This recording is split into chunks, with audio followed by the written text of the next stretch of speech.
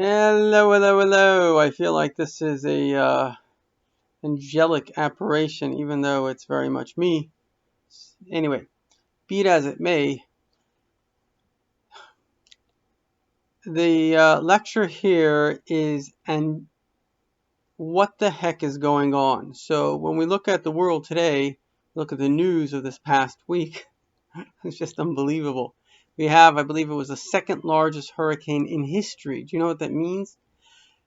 We have a hurricane that not only was a hurricane that was second largest, it literally like a, I don't know, biblical plague for 36 hours rested over the Barbados and just destroyed it.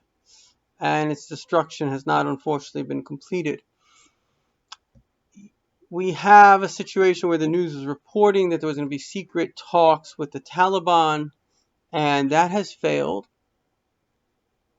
We have a situation where Bibi Netanyahu is accusing Yair Lapid and Benny Gantz, the opposition, for literally wishing to steal votes.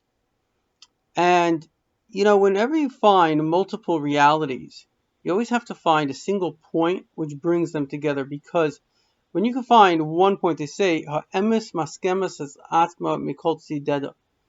Truth corroborates itself from every angle. If you come up with a scientific theory and you prove it wrong, then it's obviously just, kind of some guy's imagination.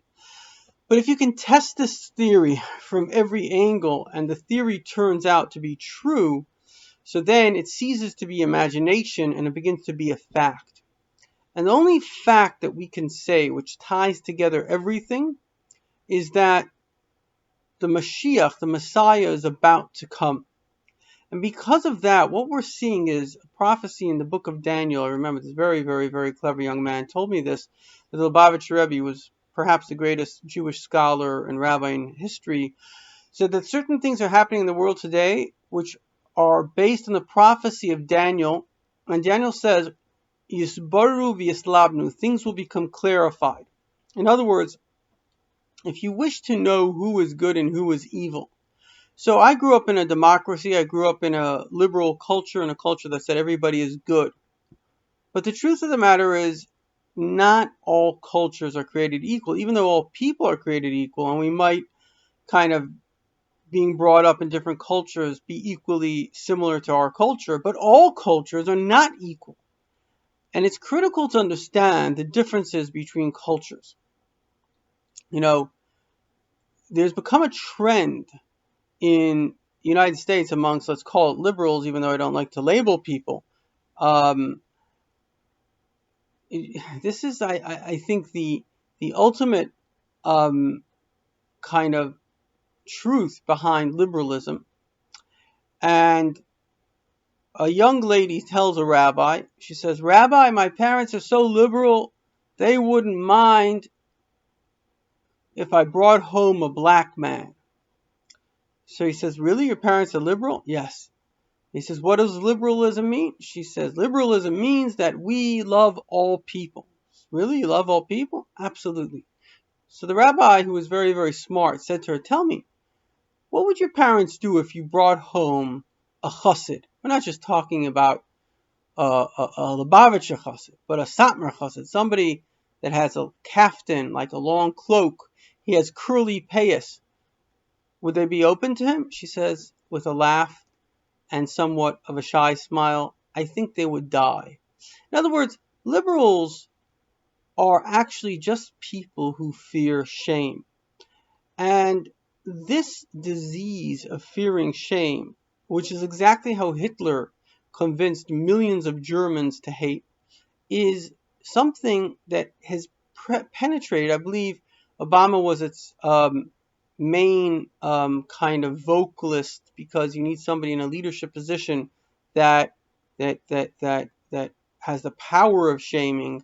And so all of these Jews that are quote unquote liberal, suddenly when it comes to Orthodox Jews, they're not liberal at all. So you're not liberal, you don't love all people. What you are is you've given up your life for the sake of not being shamed. And that's not actually such a bizarre concept. People fear public speaking more than they fear death. Why? What's going to happen in public speaking? Worst case scenario, somebody will make fun of you. So the fear of being made fun of is greater than the fear of death. It's the only thing that could make us give up our life willingly. And so you have all these Americans who don't have a religious identity, don't have any type of, they say, if you have nothing to stand for, you fall for everything. Why? Because you have no backbone, like this, that I'm saying quite clearly and openly my views. These people couldn't say it because they're too afraid. They have fear, and their fear, what is somebody going to say?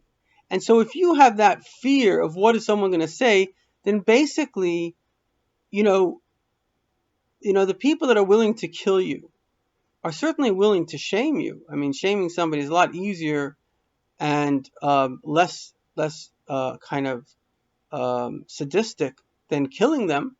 So, when you look at the elections in Israel and you look at how stupid can a person possibly be? It's not like we don't have experience with the Arabs.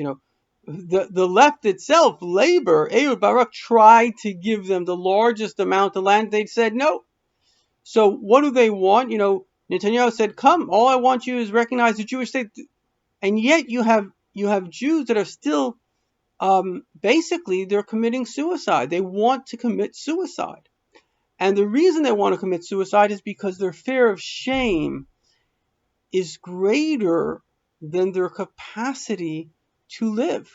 And that sums it all up because, when you're dealing with terrorists, they are brainwashed that you are evil. The Quran looks at others they call them infidels, kafirs. Now, how does a Jew look at a Gentile? He says, okay, well, God has another mission in your life. You have 7 Noahide laws. How does a Christian look at a non-believer? Well, I have to convince him. But how does a Muslim look at a non-believer? Well, certainly radical Islam, which numbers in the hundreds of millions, they say you are a kafir. Kafir is a Hebrew word. It actually comes from kofir, which means you are going against us. You're an infidel. We have to chop off your head. In other words, they don't look at you as somebody that they have to convert. Many Christians have tried to convert me, but never has any Muslim. Why? Because the radical Muslims, those that are kind of motivated for their religion, they don't see me as anything but the Satan, evil. And that's because that is how Muhammad, first he came to the Jews, but the Jews didn't accept him. I think he came to the Christians, they didn't. So he basically turned on the Jews. And his last statement before he died was, you can read it, it's what's called a hadith, which was a tradition of people that were with him. And you can read it. Of course, everything we're saying comes from their sources. We don't have any sources. And it's basically that, kill Jews randomly. I believe you can Google this, but over 30 times it says in the Quran just to murder Jews. So you have basically a Nazi document. It's probably worse than Mein Kampf. I didn't even see Hitler saying that. Maybe he did, but I didn't read the whole thing. But I'm talking about, in fact, many of the Arabs are the ones who influenced Hitler to do what he did. So you're talking about people that see you as a infectious rat. And this is a very, very important point because how you see a person is how you treat the person. How you see a rat is how you treat the rat. Some people love rats. They have rats as pets. They'll take it to a vet. Other people will kill rats. So how you think the thing is matters. And so to conclude, we're right before the Messianic era. And God gives us a choice. The choice is, do you want to stand up for truth? And the truth has never changed. There is love. There is goodness. There is God. There's the Bible. There's what God tells you to do. And those things are good. And God will reward you for doing it. And so therefore, let us make a positive choice. Let us choose to be part of the good team. And let us realize that anybody who will shame us is already dead. And why would I worry about somebody's ghost?